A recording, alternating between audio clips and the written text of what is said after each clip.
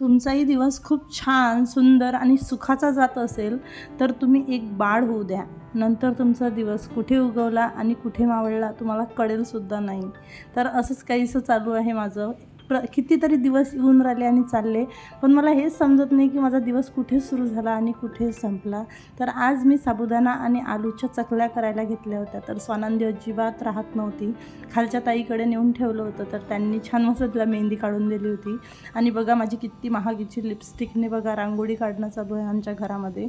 आणि सीझनचा first mango आम्ही इथे ट्राय केलेला आहे. तर बघा एक्साइटमेंट, आणि आम्ही आंब्याची होळी खेळलेला आहो असं काहीसं दिसत आहे. तर संध्याकाळी छान मस्त आमच्या दोघींचे पार्सल आले होते, स्वानंदीचा आणि माझा फ्रॉक.